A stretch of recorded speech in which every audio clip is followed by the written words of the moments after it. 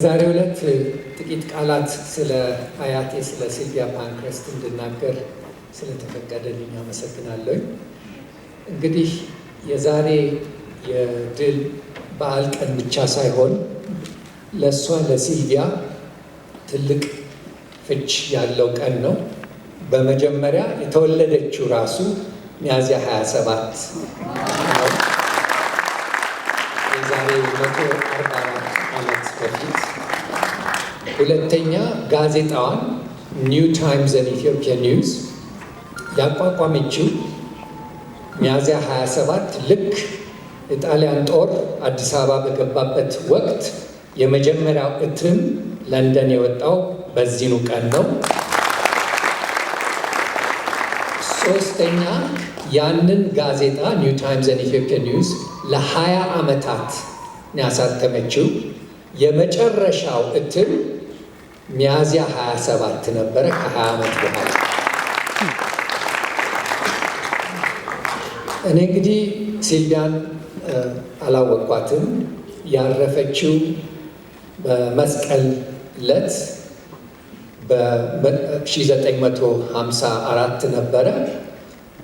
እኔም የተወለድኩት የመስቀል ዕለት ነበረ። እሷ ከሞተችው ከሁለት ዓመት በኋላ ነበረ። ዋናው ለማንሳት የምፈልገው እንግዲህ ስለ ሲልቪያ ሲባል ባላውቃት እንኳን አባቴ ይህንን መጽሐፍ ሲልቪያ ፓንክረስት ካውንስል ፎር ኢትዮጵያ የሚባል ጽፎ ነበረ። ብዙ ስለ እሷ አያወራም ነበረ እና ብዙ ስለ እሷ ሰዎች ሊጠይቁትም ብዙም ፈቃደኛ አልነበረ። እሱ የኢትዮጵያ ታሪክን ነው ለማሳወቅ የሚፈልግ የነበረው። ግን ቢሆንም ይህንን መጽሐፍ በመጽሐፉ ቢያንስ የተወሰነ የእሷን አስተዋጽኦ ለማሳወቅ ሙከራ አድርጓል እና ከዚህ መጽሐፍ የተረዳሁት ዋናው ትልቁ ነገር ምንድን ነው? ይህንን የኢትዮጵያ አርበኞች ጥንታዊ አርበኞች ማህበርና የአርበኞቹን ትግል እና የኢትዮጵያ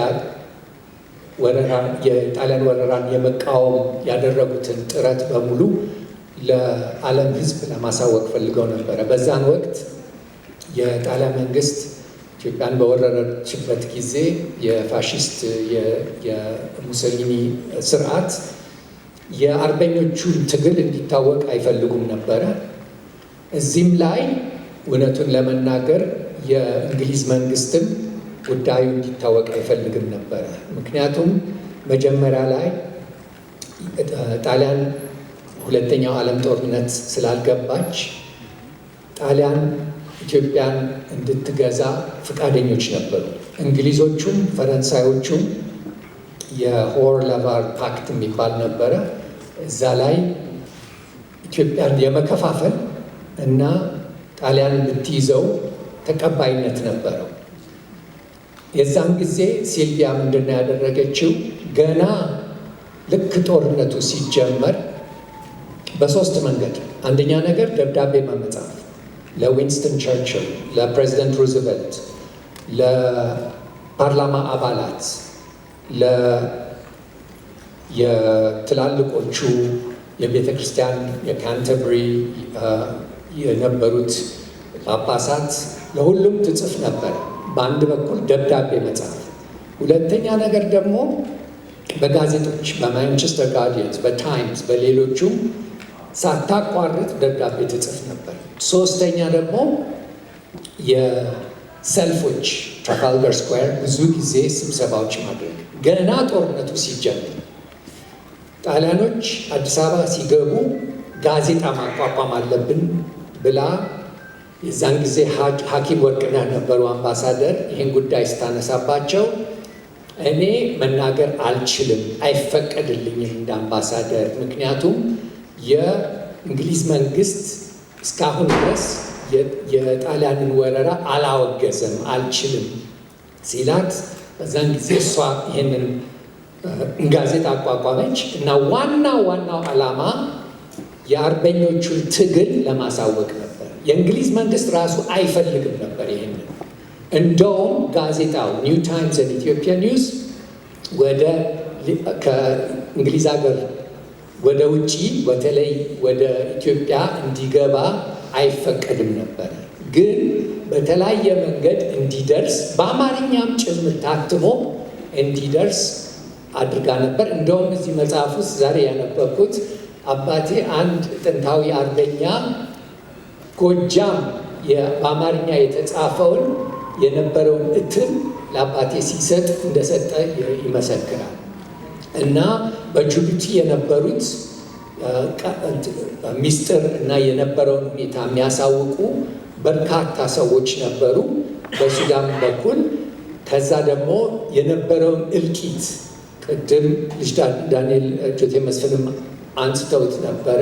የመርዝ ጋዝ አጠቃቀሙ፣ የአምቡላንሶቹ የቀይ መስቀልን መደብደብ፣ የተማረኩ እስረኞችን መረሸን፣ የነበረውን አርመኔ አሰራር፣ የነበረው ስርዓትን በመቃወም የቤተ ክርስቲያን የማቃጠል ስንት የተደረጉትን ድርጊቶች የማሳወቅ ከግራዚያንን ለመግደል በተደረገው ሙከራ በኋላ የነበረውን የ3 ቀን ጭፍጨፋ በቅርቡ ኢያን ካምበል መጽሐፍ ያወጣበትን እሱም በሙሉ በዛ ጋዜጣ ለማሳወቅ ጥረት ታደርግ ነበር እና ለረጅም ዓመታት የነበረውን ትግል ጃንሆይም እንግሊዝ ሀገር ሲመጡ በክብር በስነ ስርዓት እንደ አገር መሪ እንዲቀበሉ ብዙ ጥረት አድርጋ ነበረ። የእንግሊዝ መንግስት በዛን ወቅት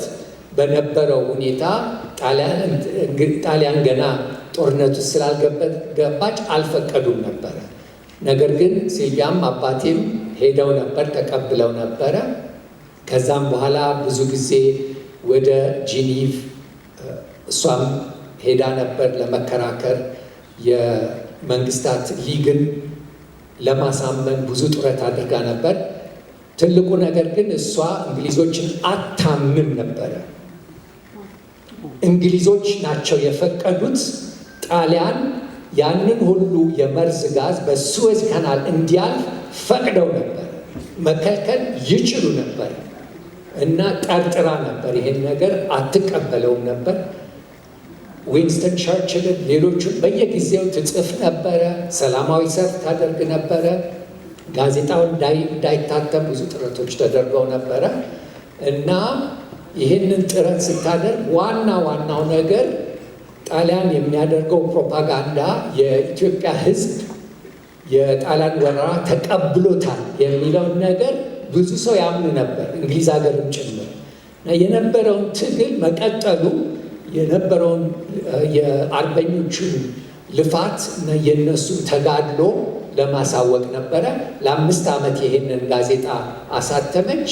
ከዛም ከድል በኋላ ስለ ኢትዮጵያ ስታጠና ስትጽፍ፣ ካልቸራል ሂስትሪም ስትጽፍ ወደ ኢትዮጵያ የመምጣት በጣም ፍላጎት አድሮባት ከጃንሆይ ጋር በመነጋገር ተጋብዛ መጥታ 3 ጊዜ ልክ ከጦርነቱ በኋላ ከዛ በኋላ ለሁለተኛ ጊዜ፣ በሶስተኛው ጊዜ ከአባትና እናቴ ጋር መጥታ እዚሁ ነው የኖረችው፣ እዚሁ ነው የተቀበረችው። ስላሴ ቅድም እንደተባለው እሷ የዛን ጊዜ ከጦርነቱ በኋላ የእንግሊዝ መንግስትን ፖለቲካ አትቀበልም ነበር። እንደዛም ሆኖ የእንግሊዝ መንግስት የኢትዮጵያን ነፃነት የመቀበል ፍላጎት እንዳልነበራቸው ወደ ጦርነቱ መጨረሻ አካባቢ አንድ ምሳሌ ብቻ ልንገራችሁ። የሌሎቹ እንግሊዝ ጋር የተባበሩትንና የሂትለርን የሙሶሊኒን ስርዓት የሚቃወሙ የነበሩት አገራት ብሔራዊ መዝሙር በቢቢሲ ይሰማ ነበር እሁድ ቀን። ለምን የኢትዮጵያ ብሔራዊ መዝሙር አይሰማም ብላ ስትጠይቅ ማይሆን መልስ ይሰጣት ነበር። የዘረኛነት ነበር። እያንዳንዱ አገር ሲለቀቅ እና ከአላይዞቹ ጋር ሲገባ የነሱ መዝሙር ይጨመር ነበር። በተጨመረ ቁጥር እነ ላክሰምበርግ ትናንሽ ሀገሮች በየጊዜው ይህን ነገር ጎትጉታ በየጊዜው እየጻፈች በየጊዜው ፎሬን ኦፊስ እስከሚሰለቻቸው ድረስ በጋዜጣው እያወጣች ደብዳቤ የጻፈች በመጨረሻ የኢትዮጵያ መዝሙር ከአንድ ዓመት ልፋት በኋላ በቢቢሲ ይሰማ ነበር።